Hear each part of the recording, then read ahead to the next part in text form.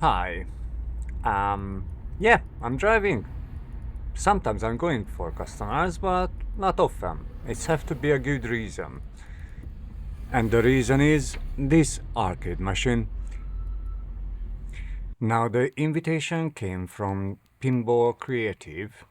It's a UK service, and they usually deal with pinball machines, as the name suggests. But in this case, it's a special device. So basically, this was the owner personal property, and now it's gonna be transferred to France. And we had a little issue with this device because the sound card, yeah, what I'm just disconnecting now, it's had a contact issue, and a piece of foam tried to hold in one piece, but we know it's not gonna survive the road to France, even if it's delivered very carefully. So, what we're gonna do? Okay, so how it looks like inside is this was made for personal use, so not for for sale, and everything is just screwed down.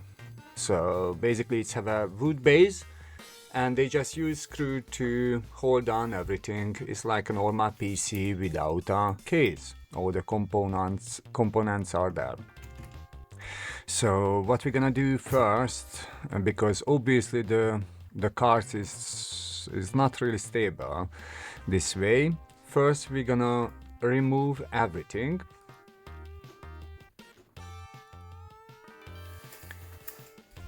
It's a lot of cables here.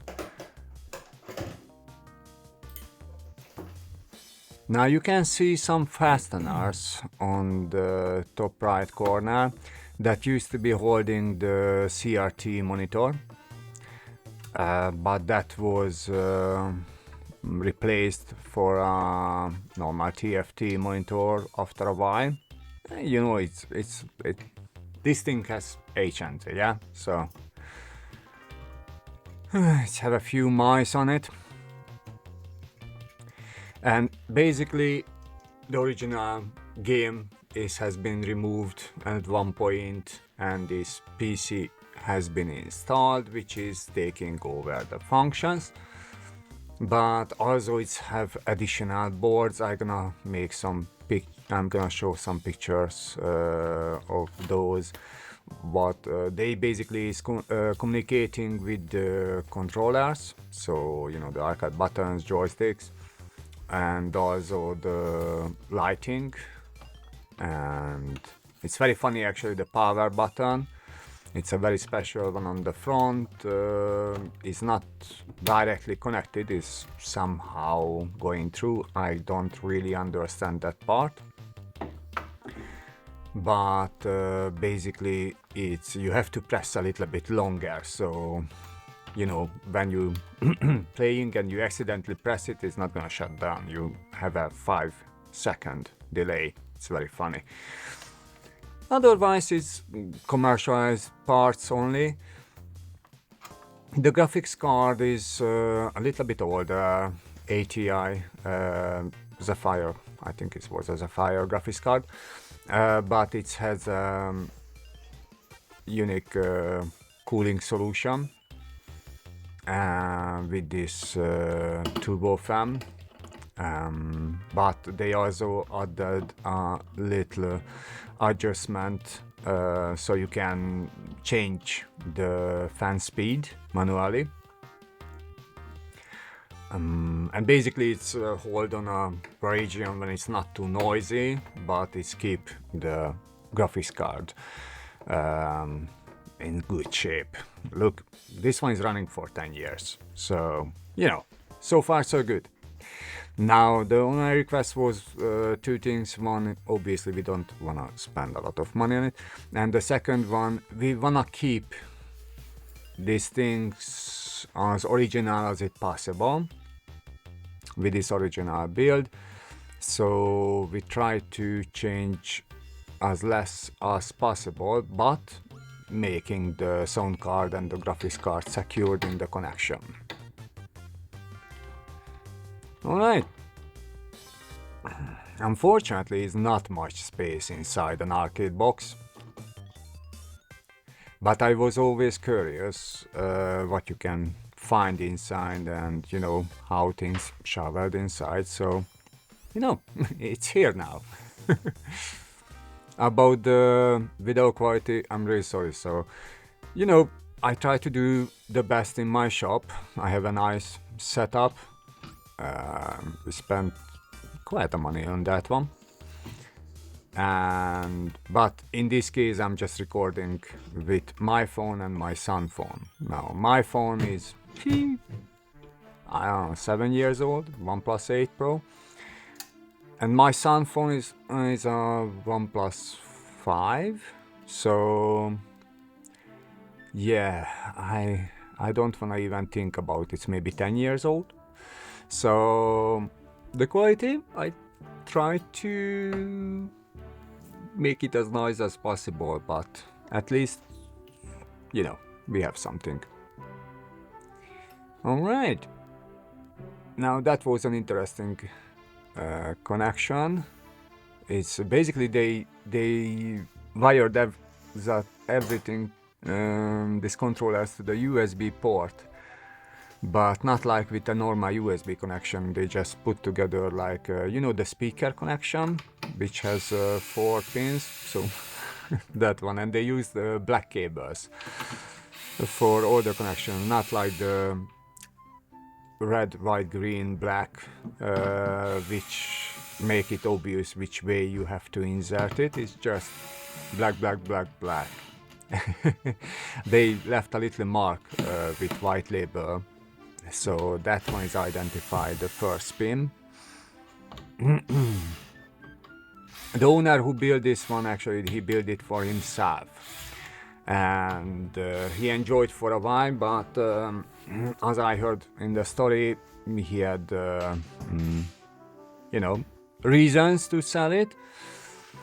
We all know that reasons, well, we have to pay something, and this is how is it get into this place. And now the same reason why it have to move, unfortunately. But it's gonna find a nice place in France, yeah, I think many years is gonna entertain other people. It's have a few original ROMs on it, and basically you can enjoy original games with original sounds. It's really good. I mean, it's running through an emulator, obviously, but when you play Galagan on this one, it's exactly the same. Now, what we're gonna do, I printed ITX test bench. So this one is very simple. So this is the graphics card, as you can see. This is the sound card, creative of course, and the normal micro ITX board. So I'm gonna put this test bench here. Now we just have to secure it somehow. Now, be honest, when I printed, I didn't think about the holes. So I mean, I think about how I'm gonna secure the micro ITX board to the 3D printed parts, but I didn't think through how I can secure the board itself. But I took, maybe we just get through with the screws and it's gonna hold, isn't it?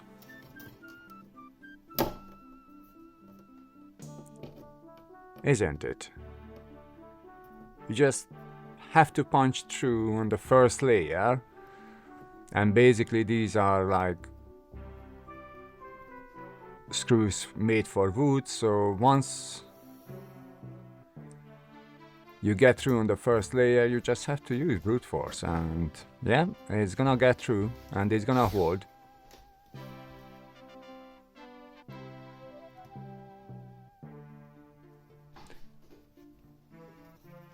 We can try this one with an electric one. Yep. And yep. That's a perfect match. Now you can see the motherboard is gonna be elevated a little bit, so it's not gonna touch these screws. I don't have to fear about that one. It's about a 10mm elevation, so we have plenty of clearance and we don't have to afraid from shorts.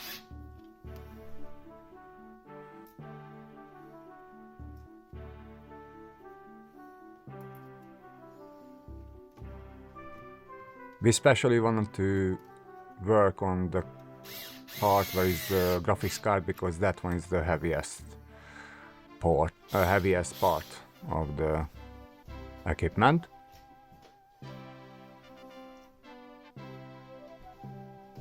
You can see some dust particles going through, sorry about that. It was some dust built in, and I blow out a little bit with just a little travel blower.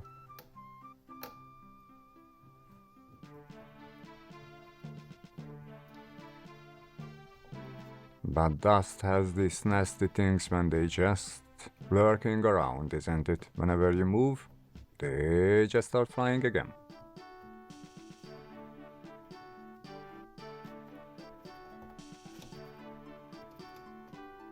Now please understand, I only have 1 meter space here, so to provide you a view and also working at the same time, it's not easy.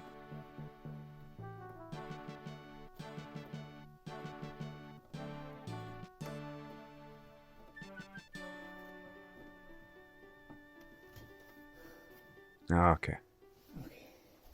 I think that's gonna hold it nicely. Now it's time to put the main board into the nice new place. That little black thing on the main board, that one is controlling the speed of the graphic card blow fan.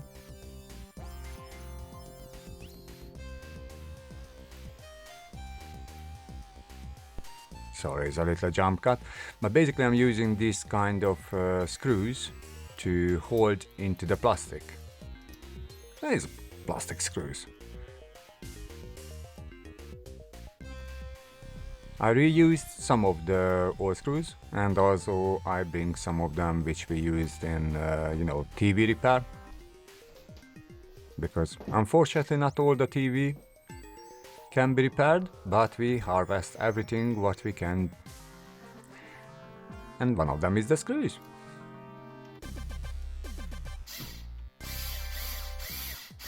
These are catching nicely into the plastic, and I believe it's gonna hold very nicely. Now the sound card doesn't have too much weight, so I'm not worried about that one. But the graphics card, especially with this big blow fan, it's have some weight. So we're definitely gonna use both of the screws to hold it down nicely.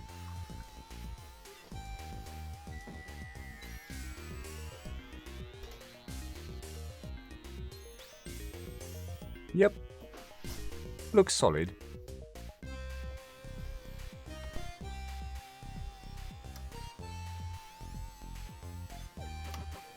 Now I just have to find all the plugs, which is going back.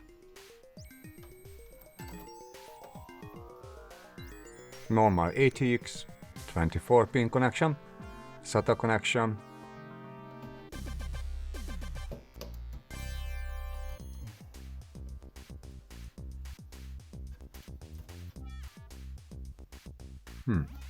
what was that?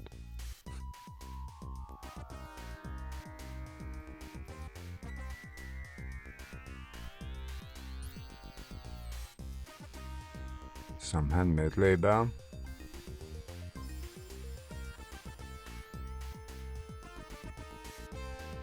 Yep, for the USB.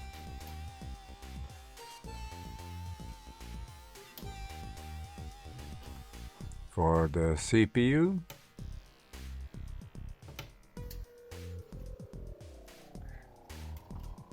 That one is for the graphics card. Now we're gonna secure that one later, but at the moment I'm just moving that one here so it's not gonna floating around. And after we can use one screw to hold it down. Monitor connector.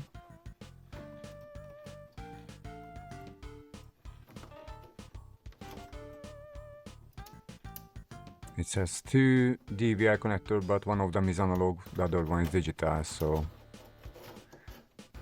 it's not fully interchangeable.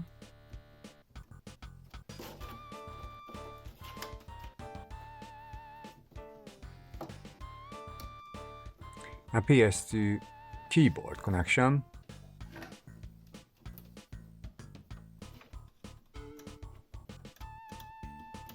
A normal USB for I don't know what. And a speaker connection. That one is going through a little amplifier board and after to the speakers. And finally the power. Did I forget something? We'll see. So this is how it looks like. You can see it's a nice Asus monitor there. This is where the main board is slipping, and basically there is the lightning connections on the left side. On the bottom you can see the amplifiers and power supply. Now what I forgot, I tried to turn on, it's turned out, is the graphics card power connection, which is very important if you want to get any picture out of the device.